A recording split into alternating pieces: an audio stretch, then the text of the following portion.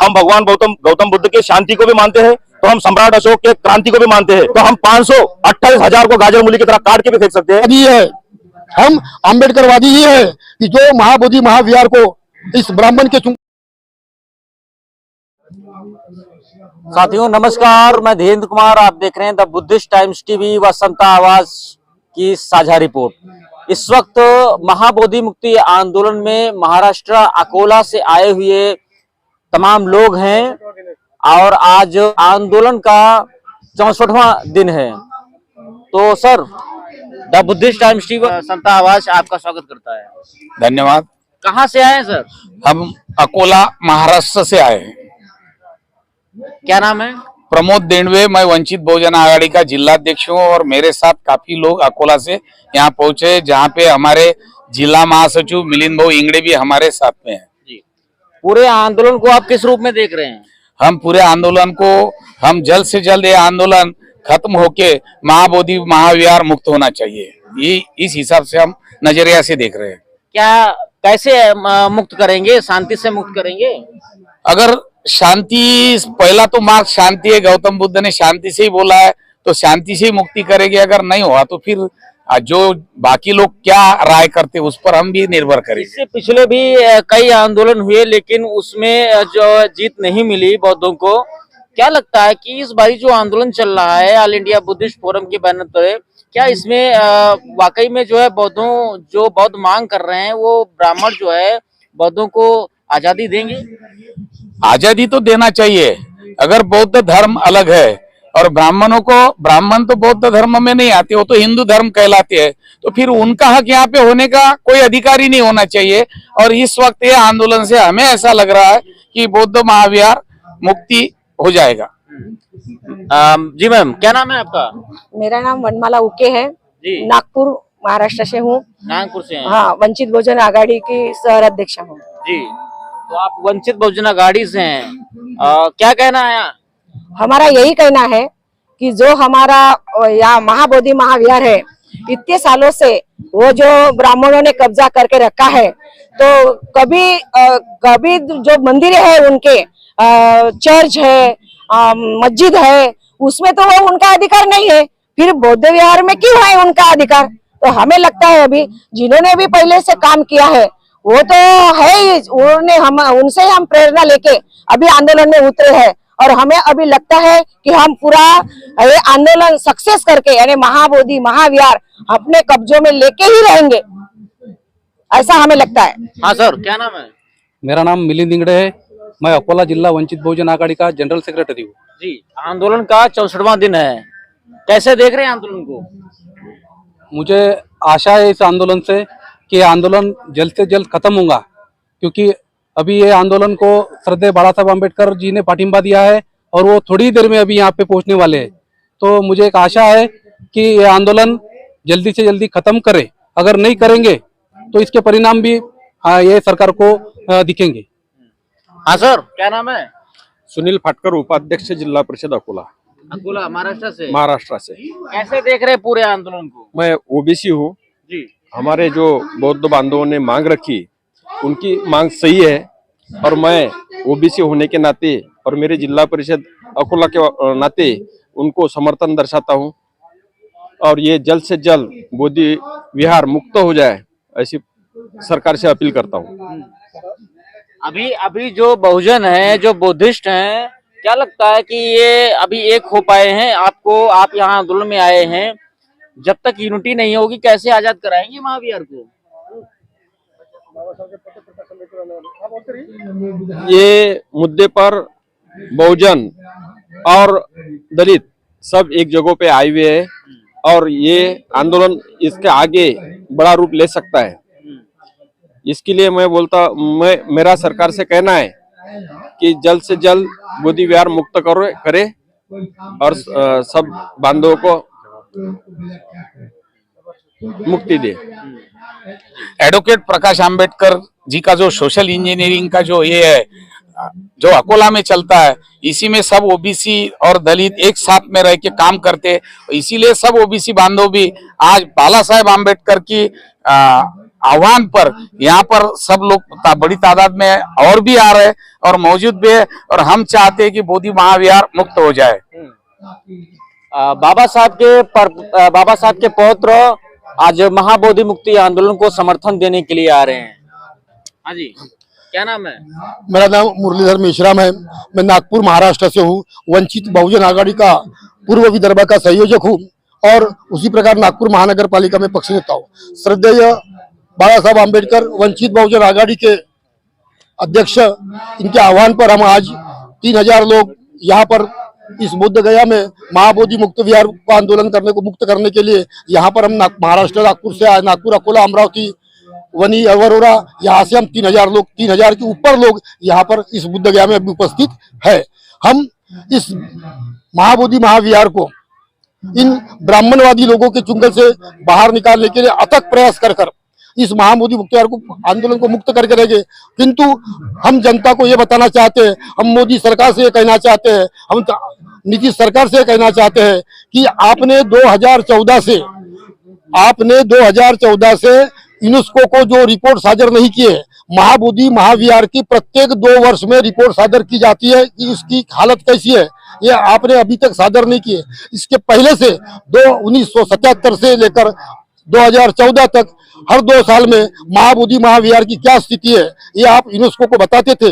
परंतु मोदी प्रधानमंत्री बनने के बाद मोदी ने ये जो महाबोधि महाविहार का जो सर्च रिपोर्ट है, वो सर्च रिपोर्ट यूनेस्को को सादर नहीं किया। हम उसका निषेध करते हैं और ये मनुवादी प्रधानमंत्री का भी निषेध करते हैं। और हम मनुवादी प्रधानमंत्री नीतीश कुमार को बताना चाहते हैं कि आपको इस महाबोधि मुक्त विहार को तुरंत रिलीज करना पड़ेगा और बुद्धों के हाथों में नीतीश कुमार, भारत सरकार और राज्य सरकार नीतीश कुमार और भारत सरकार प्रधानमंत्री नरेंद्र मोदी और वो भागवत क्या नाम उसका, मोहन भागवत, आरएसएस का प्रमुख, हम उनको कहना चाहते हैं कि भाई आप हमें आम्बेडकरवादियों को ये मत समझे, हम आम्बेडकरवादी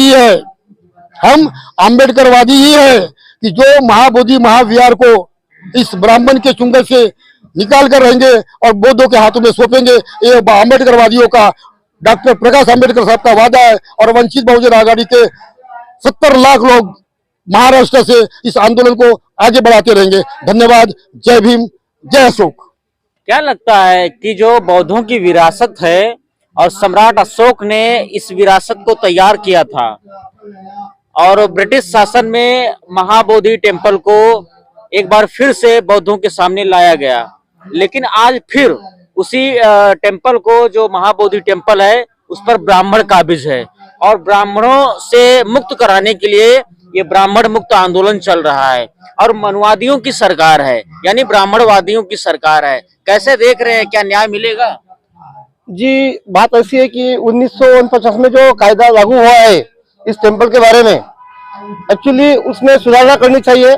या तो जब वो सरकार थी, उस सरकार ने ही इसका गठन करते हुए उसमें जो कमेटी बनाई थी, वो कमेटी में जो बौद्ध जन थे उनकी तादाद अच्छी रखनी चाहिए थी, ज्यादा रखनी चाहिए थी, ताकि बौद्धों के हाथों में ये संस्था जाने के बाद, महाबोधि महाविहार जाने के बाद, वो उनके हिसाब से उसको हैंडल करते थे। और अभी तो फिलहाल ऐसी कंडीशन है कि ये ब्राह्मणों के ताबे में जो है, ये जो यहाँ पे जो चल रहा है, कर्मकांड चल रहा है, ये चलना नहीं चाहिए। इसलिए सब लोग अभी जमा हुए हैं। हम सब लोग एडवोकेट प्रकाश जी आम्बेडकर, इनके नेतृत्व में वंचित बहुजन आघाड़ी की तरफ से आए हुए हैं इस आंदोलन को पठिंबा देने के लिए। और जल्द से जल्द ये सरकार महाबोधि महाविहार मुक्त करे, इन ब्राह्मणों से, इन पंडों से मुक्त करे, ऐसी इच्छा व्यक्त करते हैं। और जब तक ये होगा नहीं, तब तक ये आंदोलन और उग्र स्वरूप धारण करता रहेगा। मैं प्रदीप शिरसाट, अकोला, महाराष्ट्र से वंचित बहुजन आघाड़ी का कार्यकर्ता जी। साकेत बुद्ध की नगरी और बुद्ध की छाती पर राम मंदिर, और आज जो महाबोधि महाविहार जो मुक्ति आंदोलन चल रहा है, क्या लगता है कि बौद्धों ने तो बुद्ध की भूमि पर राम मंदिर खड़ा करवा दिया, क्या ब्राह्मण जो महाबोधि महाविहार जो बुद्ध की भूमि है उसे बौद्धों को सौंपेंगे? बिल्कुल सौंपेंगे और सौंपना पड़ेगा। मैं वंचित बहुजन आघाड़ी का नागपुर शहर का महासचिव हूँ और मैं अभी 12 तारीख से यहाँ पर आया हूँ और हमारे सरदेव प्रकाश अंबेडकर जी आ रहे हैं, उनके नेतृत्व में अभी बताया गया कि 3000 के ऊपर के लोग यहाँ पर आए हुए हैं। ये 3000 और 7 लाख की बात नहीं है, ये बौद्धों का आस्था का विषय है और इसलिए सबकी आस्था अपने अपने मंदिरों में, अपने अपने मस्जिदों में, अपने अपने धर्मों में होती है। तो बौद्धों की भी आस्था है कि ये मंदिर मंदिर नहीं, ये विहार है। अब जबकि आपका लोगों को मालूम होना चाहिए, केंद्र सरकार को, राज्य सरकार को भी मालूम होना चाहिए कि स्टेट का नाम ही बिहार है।